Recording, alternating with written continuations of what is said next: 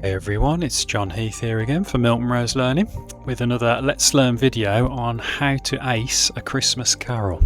This is a bit of a writing sesh for us today, so we're going to look at how to unpack exam questions so we don't dive in and we understand them on a really good level before we dive in.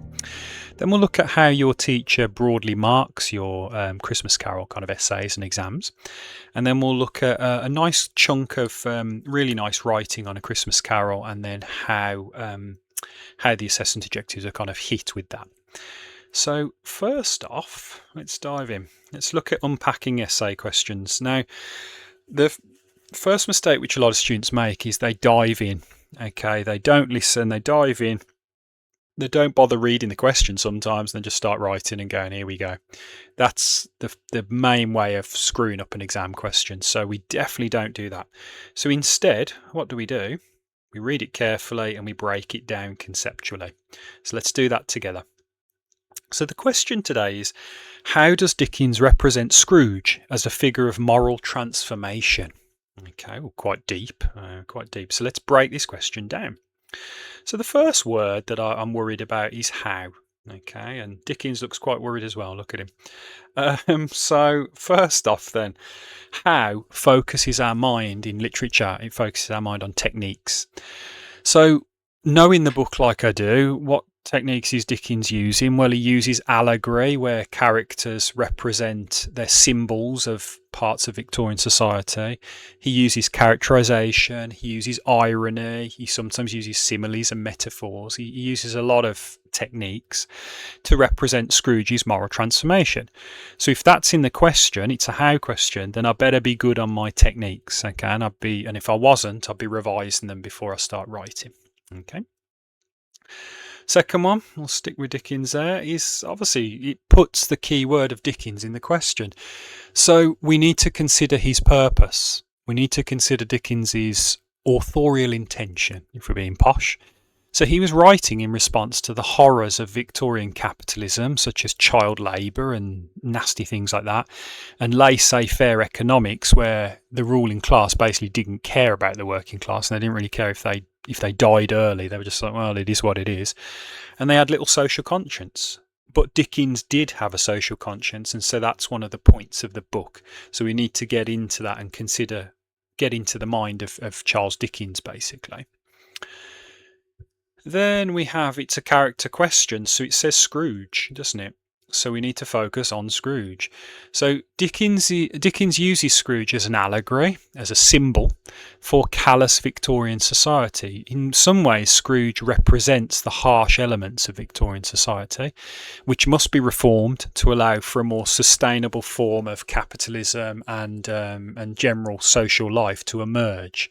If we don't, and we keep treating the working class like dirt, then eventually you have a revolution, like in certain communist countries. So Dickens is kind of alluding to the fact that we need to treat the working class a lot better than characters like Scrooge do at the start. Otherwise, we risk social instability. Okay, and then the last bit of conceptual stuff is that phrase in the question. Look at Fred there, loving life. A figure of moral transformation. That's quite deep, isn't it? Figure of moral transformation for Scrooge.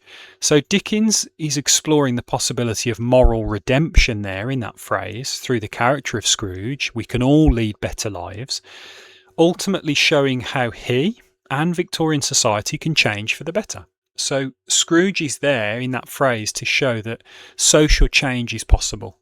We don't always have to be penny pinching kind of misers. We can lead better lives and live closer to Christian teachings. That's obviously in the Victorian era. So figure of moral transformation is at the conceptual heart of that question. So we only did it for a couple of minutes, more or less, but you can see by unpacking an essay question, you get a much deeper understanding of it. It's very, very important that you do that. Okay, even if you only do it for a couple of minutes, that's normally enough. Then the second one is, let's look at, well, how's your work marked? And across the exam boards, there's different assessment objectives. I'm sure your teacher has taught you those, but they are slightly different across the exam boards, but not that different. So there are a lot of kind of similarities. So let's just look at the general ones that I would say when they're marking your work. They will generally look for academic expression in your essays for Christmas Carol. So that means write clearly, write formally, avoid all slang. It's often text talk. I have marked that in my time as a teacher. Avoid all of that. Use subject-specific terminology, so allegory, symbolism, metaphor, simile, those kinds of words are very highly prized. It should sound like a very academic essay, and if it doesn't, you got a problem. So you want to get that right for number one. Number two would be detailed analysis. Zoom in on those quotes, okay? Zoom in on keywords, zoom in on key phrases. Don't just chuck a quote in and then go and talk about it generally. That will never get the high marks. Pick on really juicy parts of the quote, okay? And your mark will always rise because of that.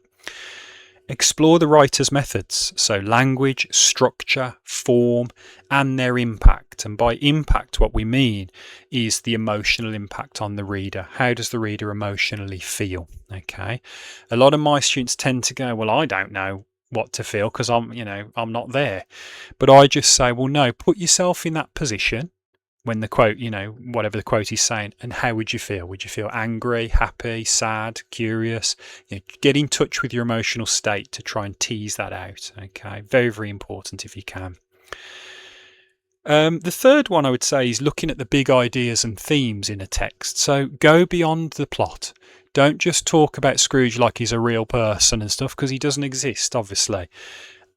Look at the deeper themes and messages and Dickens's authorial intention. What's he trying to say about Victorian society in the text? That's very, very important.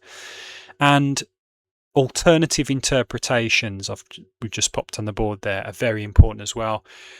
Look at characters and themes and events from more than one perspective. Okay, if you can, you could say the effect of it could be this or it could be that. I always think that's very sophisticated to get into the big ideas and themes with alternative interpretations. And then the last one is relevant context. So context is the history and the social stuff that was happening at the time. And this was the Victorian era. There was a lot of change going on politically and socially and economically. But as I always say, don't just throw in context and then expect to get a mark. It doesn't work like that. You've got to use the context and then link it to the meaning of the text. Okay, so I've put a little example for you there on the board.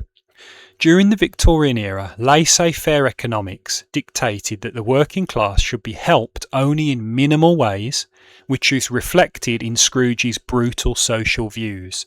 So can you see I did a little bit of context? It felt like a history essay for a second, but then I linked it to the question about Scrooge when I said this is reflected in Scrooge's brutal social views. So I've linked it and I'll get a tick there from the teacher. Okay, so the context, you learn the context and then link it to the question. You must do that if you want to get the marks. Okay, and those are very broadly, but those are the broad ways in which your work for Christmas Carol will be marked. Okay, so let's just look at a little extract, just a nice paragraph for the question, which is written up quite nicely, and then we'll look at how it's hitting the assessment objectives. Okay, let's have a read. At the start of the novella, Dickens deliberately emphasises Scrooge's emotional and moral coldness. He is described as solitary as an oyster, suggesting that he is closed off, hard-shelled and emotionally impenetrable. Nice expression so far. However, the oyster also implies hidden value, perhaps a metaphorical pearl, hinting that Scrooge is capable of change. This has an unsettling emotional effect on the reader. We are repulsed by his bitterness, yet the subtle suggestion of hidden worth invites us to hold out hope. That alternative interpretation, can you see? Very, very nice. Dickens is crafting a character who shocks and alienates us at first, but whose potential for redemption makes his journey worth witnessing. It's lovely writing. It's only one paragraph, but it's very, very good.